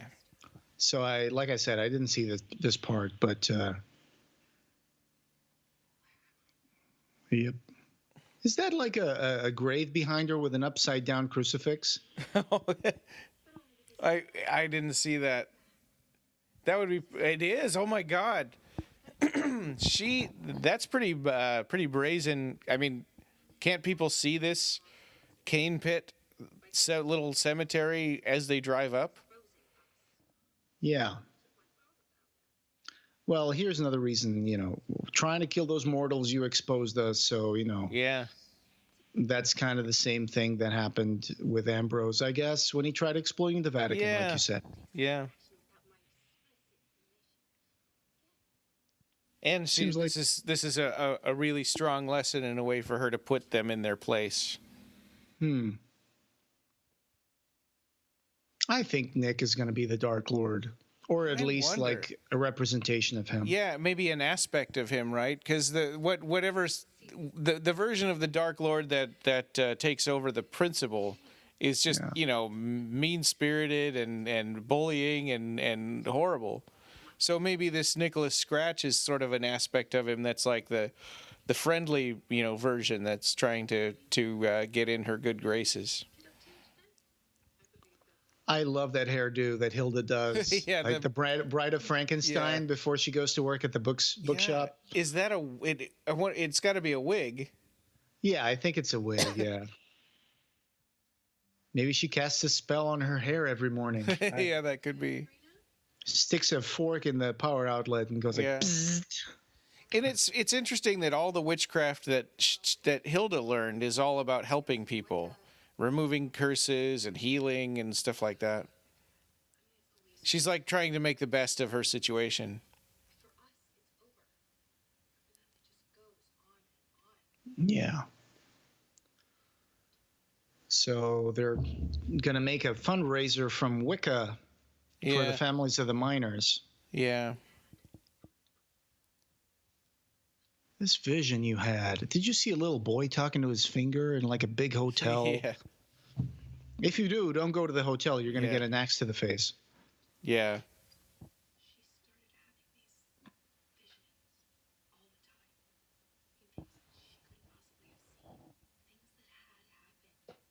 Grandma Walker. Yeah. Yeah, so here's Rosalind telling her friend about her cunning. And like you said, I wonder if she's going to be like, no, I think you probably need to go to a doctor and get that checked out. Yeah. Yeah, is she going to keep gaslighting her friends, or is she going to, take them at their word and say, oh, wow.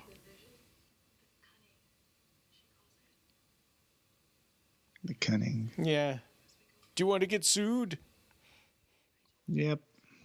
An extra sense we develop when we go blind. She kind of just stays silent. There was a little animal, a little like stone turtle in the graveyard there for a second. Yeah, I saw it too. Okay, so Tommy is supposed to come back after 13 hours, right? That's why she keeps looking at the watch. And yeah.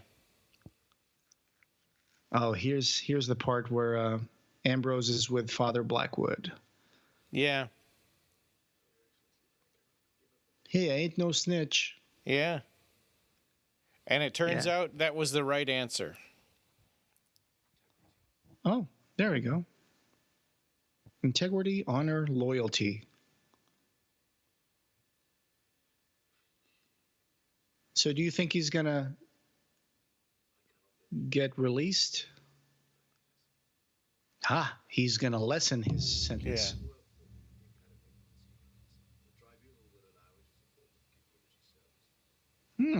Community service. Come work at the church. Yeah. I like him. He's one of the most interesting characters in the show, Ambrose. Yeah, I agree. Isn't this hallway full of shoes bizarre? What were they thinking about? It's so weird. And then this one's all mirrors. Yeah. This whole house is crazy looking. Yeah, and then sometimes it's vines. Mm-hmm. Oh, what the heck is that? Yeah. Is that a two-headed snail? Snips and snails, Faustus.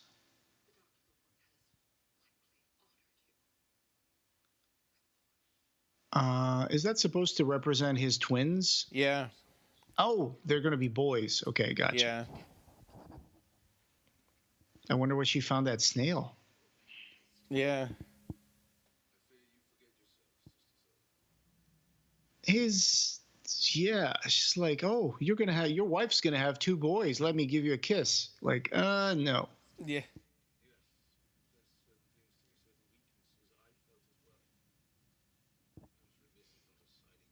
Oh, he's just using her.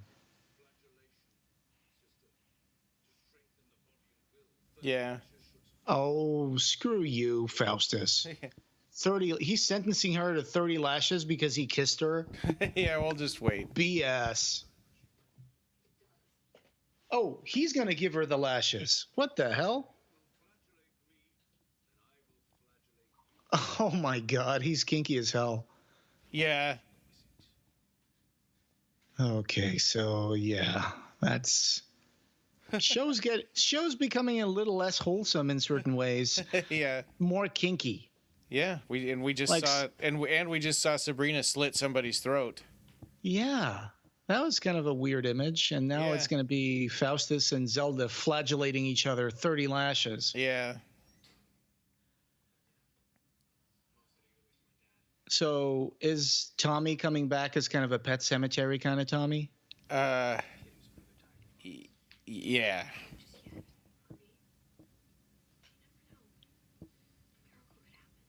Harvey just said something really stupid. He's saying that he feels weird because now he's just the kid whose brother died in the mines.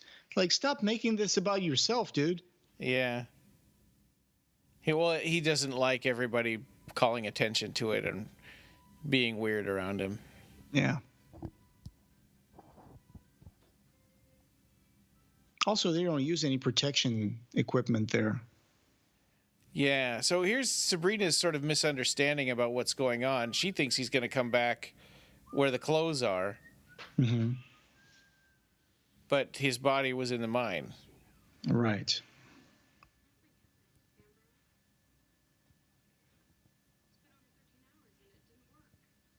It's been over 13 hours. Yeah, you have to go to the mines. You have to check it out. What do you mean back to the woods? No, the soul returns to the body.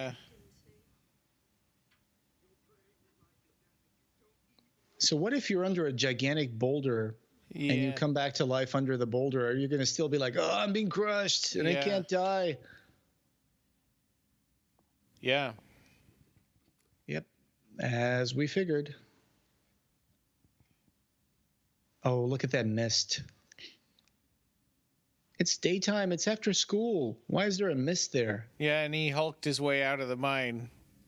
They should have made a little silhouette of a guy in the like a cartoon. You know, when someone goes through a wall. Right. Like, he hulked his way out of the mines. Yeah. That was a good one. They're eating like TV dinners. Oh my God. And the dad has like 2 beers in front of him. Because he doesn't want to have to go back for the second one. Yeah, they mentioned the monkey's paw a while ago, and this is kind of like a monkey's paw scene, right? Right, yeah, because, be careful what you wish for, or... Thump, thump, thump. So, of course, this is we're at the cliffhanger here. So, let's just let the credits play on this so that we can talk a little bit on the... Oh, you're kidding me. So they're not actually going to show him? Nope. Okay. I'm going to hit watch credits. Okay. So, yeah, I was happy with the ending, actually. I'm looking forward to see where this is going to go. Yeah. So we have 3 more episodes, so that'll be 2 podcast episodes left of this season. And we'll continue also doing news episodes, and we're going to discuss Abarat, Days of Magic, Nights of War. That'll be coming up really quick here. Yeah, that's gonna be a lot of fun. Probably the end of May, maybe beginning of June. We'll get to that. So, time to start reading. If you wanna talk about it, give us some comments or ideas. That's Candy's father is a little bit like Harvey's father in Sabrina. Yeah. The disinterested alcoholic sort of. Yeah. Lives for a crappy work that he wants. At the chicken factory, right? He works at the chicken factory, right? Well, he did. I think he was laid off. Laid off, yeah. So but Abarat 2, Days of Magic, Nights of War. Which was one of those books that at the time when Clive was writing it, he had some trouble finishing it, and he actually mentioned in interviews that he threw out an entire first draft of the second volume because he read it out loud and he didn't like where it was going, so he threw it down and he started over again, and that was the book that was released. So, it's going to be interesting to go into Abarat, and then after that we'll do Absolute Midnight. And how many other books do we have to do about Clive? I think we're pretty much done with. I think Abarat Absolute Midnight will be the last one. Yeah, and then we have some theater plays we can get into, and then of course we could think about what to do for special treat, and maybe having Clive join our podcast. But so we're working on that one too. Yeah. Well, and this podcast having no beginning will have no end. You can find the show notes for this episode and join the discussion over at www.clivebarkercast.com, where we have news, features, reviews, and links to all the ways you can connect with us. You can subscribe on Apple Podcasts and every other place you can find podcasts. Clive Barker Podcast, or BarkerCast, is an independent editorial podcast and news blog that is not affiliated with or under contract by Clive Barker or Seraphim Inc. This is a labor of love by the fans for the fans. Thanks for listening.